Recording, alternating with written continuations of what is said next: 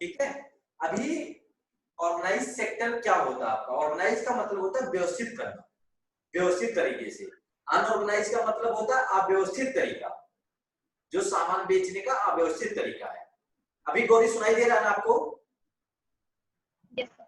हाँ, तो व्यवस्थित तरीका क्या होता है कि हमारे जो प्रोडक्ट होते हैं स्टोर में वो प्रॉपरली असेंडिंग ऑर्डर में लगे हों। असेंडिंग ऑर्डर मींस कि छोटे से बड़ा, पहला छोटा हम रखें, दूसरा बड़ा हम रखें। लाइक छोटा बड़ा में क्या, जैसे अगर आप लोगों को दिख रहा होगा अभी दूर से, ये हमारा कॉस्मेटिक का डिपार्टमेंट है, कॉस्मेटिक है, ठीक है। अभी इसमें क्या होगा, जो सबसे छोटा आइटम होगा, जो सबसे छोटा सामान होगा वो सबसे फ्रंट पे होगा, आगे की तरफ, उससे बड़ा उसके पीछे, उससे बड़ा उसके पीछे। इसको बोलते हैं आपका असेंडिंग ऑर्डर। मैथमेटिक्स में बोला जाता है ना असेंडिंग ऑर्डर, छोटे से बड़े की तरफ, ये आपका असेंडिंग ऑर्डर होता है। अभी क्या होता है, सीढ़ी देखा ना आपने, छत पे आप जाते हो क्या करते हो, स्टेप पहले आगे रखते हो, वो छोटा होता है, फिर उससे बड़ा ऊपर रखते हो, उससे बड़ा ऊपर, ऐसे करते आप छत पे पहुंच जाते हो, कितनी ऊंचाइयों पे पहुंच जाते हो।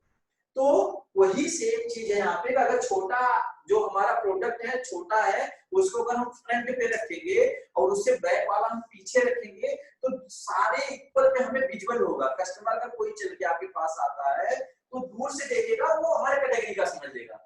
एक एग्जांपल देता हूँ, जैसे एक आपके पास प्रोडक्ट है 100 ml का, एक 200 ml का, 300 ml का, 400 ml का, 500 ml का, ठीक है। अभी इसको हमने असेंडिंग ऑर्डर में लगाना है, तो सबसे पहले कौन सा प्रोडक्ट हमारा आएगा, 100 ml का, फिर दो उसके पीछे जाएगा 200 ml का, उससे पीछे जाएगा 300 ml, 400 ml, 500 ml। अभी मैं सामने खड़ा हुआ, मैंने देखा तो मुझे हर एक कैटेगरी दिखी उसकी, कि उसमें पांच पांच प्रोडक्ट है, वो 5 साइज है। मान लो मेरे जेब में 100 रुपए पड़े हैं और मेरा बजट, और मैं लेना चाहता हूँ 200-300 ml का, तो मुझे दिखा ना कि 300 ml वाला भी है, इसके साथ 100 ml वाला भी है। अगर वही 500 ml वाला मैं फ्रंट पे रख देता आगे की तरफ, और 100 ml वाला 200 ml सब उसके पीछे रख देता, मेरे जेब में 100 रुपए पड़े, मैं आता खरीदने के लिए, मैं देखता कि ये तो 500 ml का 350 रुपए के हैं, मेरे जेब में 100 रुपए, इसका मतलब मैं नहीं ले सकता इसको। तो मैं क्या करूंगा, मैं चला जाऊंगा वहां से, मैं सोचूंगा कहीं और दुकान पे चल के देखता हूँ। लेकिन उस रिटेलर के पास हर एक साइज था, 50 रुपए वाला भी था, 100 रुपए वाला भी था, 200 रुपए वाला भी था, सब। अगर उसने असेंडिंग ऑर्डर में लगाया होता उस प्रोडक्ट को छोटे से बड़े की साइड में, तो मुझे वो दिख जाता, मैं 100 रुपए वाला लेके आ जाता खरीद के। अभी क्या हुई रिटेलर की, सेल डाउन हो गई ना, सेल नहीं हुआ ना उसका एक प्रोडक्ट, लेकिन उसके पास था। तो इसको बोलते हैं असेंडिंग ऑर्डर और डिसेंडिंग ऑर्डर। डिसेंडिंग ऑर्डर होता है बड़े से छोटे की तरफ, सबसे पहले बड़ा, उससे छोटा उसके पीछे, उससे छोटा उसके पीछे, उससे छोटा उसके पीछे, ये होता है डिसेंडिंग ऑर्डर। तो हमें जो रिटेल में जो हमारी कैटेगरी होती है, जब हम उसको अलग करते हैं तो हमारा असेंडिंग ऑर्डर में प्रोडक्ट लगाते हैं, हमेशा छोटे से बड़े की तरफ लगाते हैं, ये हमारा होता है असेंडिंग ऑर्डर। डिसेंडिंग बड़े से छोटा होता है, कि ऊपर से आएंगे तो डिसेंडिंग ऑर्डर, अगर नीचे से ऊपर जाएंगे तो असेंडिंग ऑर्डर। ये आपके थे रिटेल के दो कैटेगरी। अभी बात करते हैं store tracking by sale. Store अपनी सेल को कैसे ट्रैक करेगा। अब मेरे पास इतना सारा स्टॉक है, मैं इस सेल को कैसे ट्रैक करूंगा, मुझे पता होना चाहिए ना इवनिंग में कि मेरे आज कितने प्रोडक्ट सेल हुए हैं, कितने प्रोडक्ट हमारे बिके हुए हैं, ये मुझे कैसे पता चलेगा, क्योंकि मैं तो बेच रहा हूं यहाँ से सामान, कस्टमर ले जाके सीएसडी पे, कस्टमर सर्विस डेस्क जो है वहां से वो बिल करवा रहा है, चला जा रहा है, मुझे कैसे पता चलेगा कि मेरा प्रोडक्ट कितना बिक गया। उसके लिए मैं ट्रैक करूंगा। ट्रैक करने के लिए मैं क्या करूंगा, अपना जाके बिल देखूंगा, सिस्टम पे खोलूंगा, अपने ब्रांड का सेल देखूंगा, या मैं अपने स्टॉक का जीसी करूंगा। अपने स्टॉक का जीसी, जीसी क्या होता है, ग्लोबल काउंट।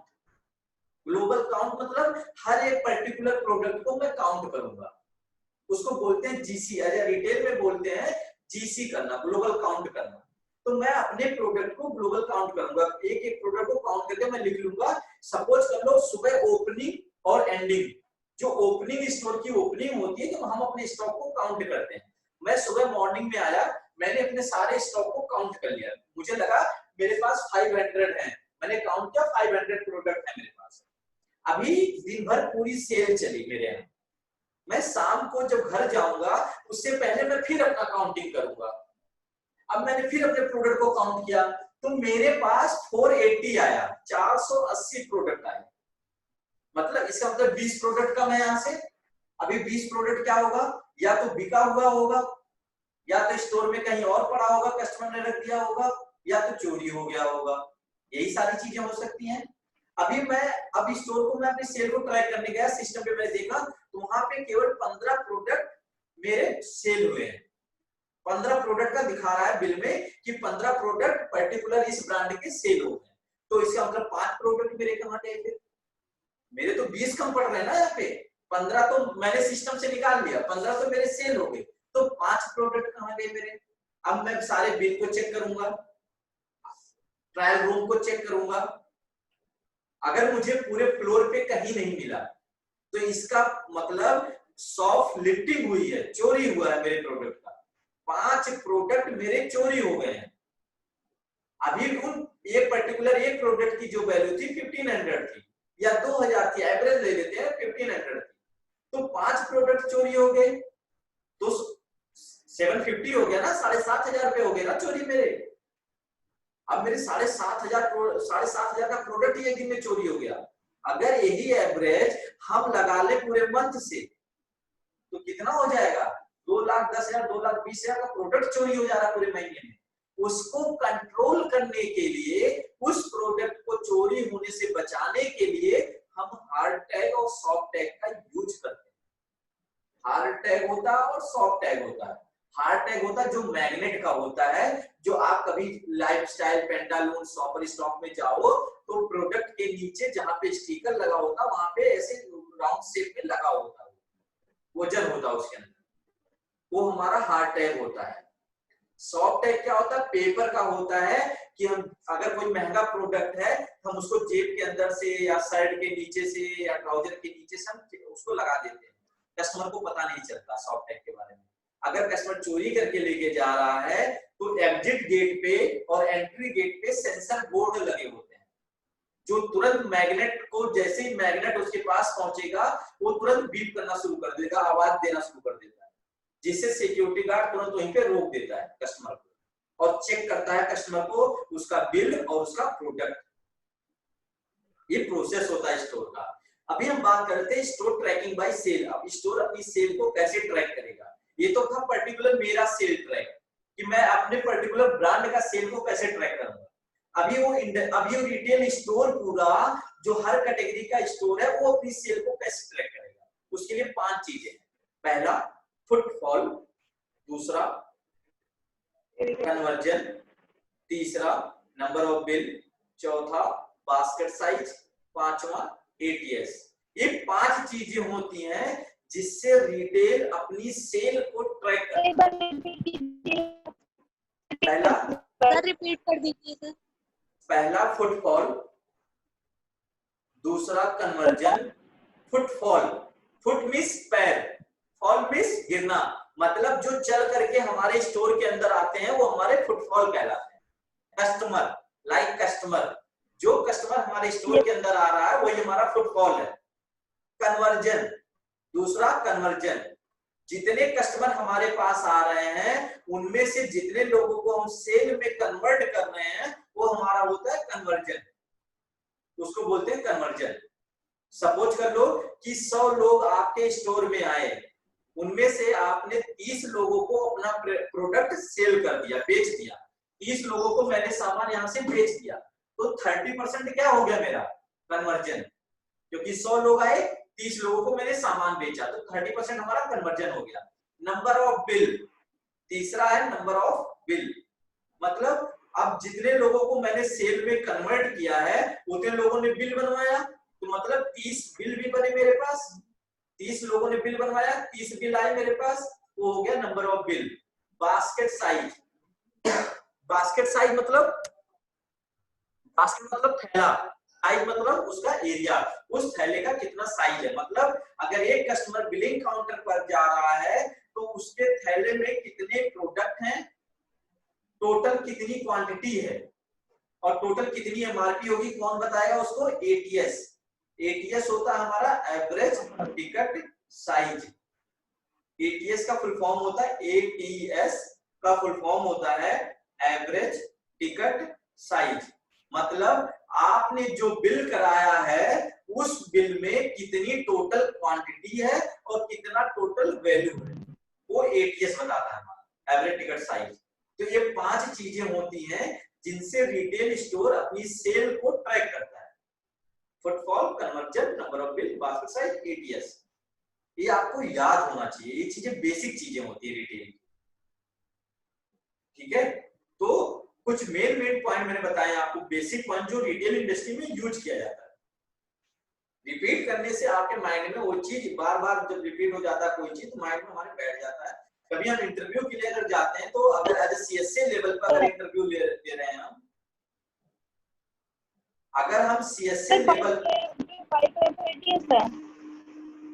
जी तो सर 5 नंबर है इसका वो एटीएस है। हाँ वो एटीएस है, एवरेज टिकट साइज।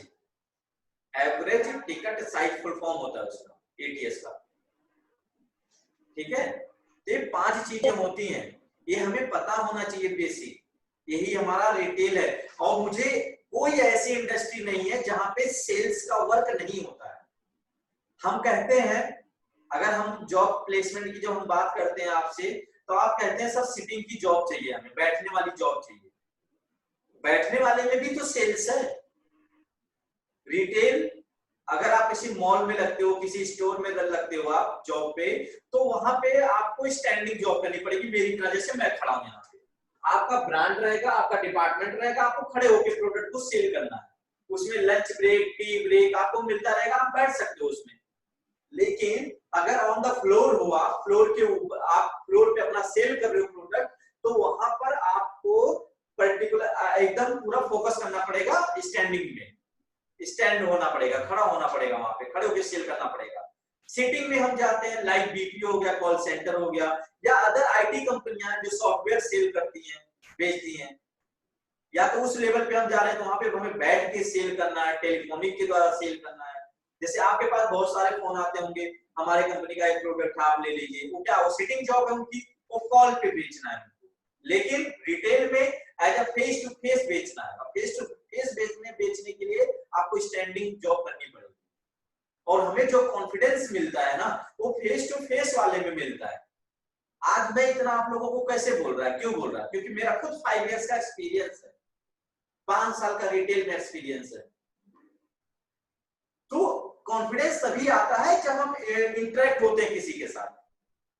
आप किसी के सामने खड़े होकर कुछ बोलो तो आपका कॉन्फिडेंस बिल्ड होता, बढ़ता है। वही कॉन्फिडेंस हमें रिटेल में बढ़ाना, वही कॉन्फिडेंस हमें आगे लेके जाता है। क्योंकि अगर आपके अंदर पर्टिकुलर प्रोडक्ट को लेके, पर्टिकुलर जो भी है कंपनी की पॉलिसी को लेके, अगर आपके पास कॉन्फिडेंस है, कॉन्फिडेंस कब आएगा आपको? जब उस पर्टिकुलर प्रोडक्ट की नॉलेज होगी आपके पास। अगर मेरे पास इस प्रोडक्ट की नॉलेज ना हो, इसके बारे में मुझे कुछ ना पता हो, तो मेरे अंदर कॉन्फिडेंस नहीं आ सकता। क्यों? क्योंकि मुझे पता ही नहीं। अगर मुझसे किसी ने इसके बारे में पूछ लिया तो मैं क्या बताऊंगा? मुझे पता ही नहीं है, इसीलिए मेरे अंदर कॉन्फिडेंस नहीं है। तो प्रोडक्ट की नॉलेज होनी चाहिए, तब हमें कॉन्फिडेंस आता है। जैसे आपको एग्जाम देने जाते हो तो आपको कॉन्फिडेंस रहता है कि मैं पास हो जाऊंगी। क्यों? क्योंकि आपने पढ़ाई कर रखी है, आपने पढ़ा है, इसलिए आपके अंदर कॉन्फिडेंस है कि मैं इस एग्जाम में पास हो जाऊंगी। आप सस्पेंस में कब होते हो? अरे पता नहीं पास होंगी कि नहीं होंगी, क्योंकि आपको पता है कि आपने कितना पढ़ा था और एग्जाम में क्या लिखा था। तो वहां पे कॉन्फिडेंस नहीं आता बोलने में आपको, लेकिन इस तरह से बड़ा कॉन्फिडेंस आता है। तो रिटेल हमें इन्हीं चीजों को सिखाता है कि आपको अपने कॉन्फिडेंस को कैसे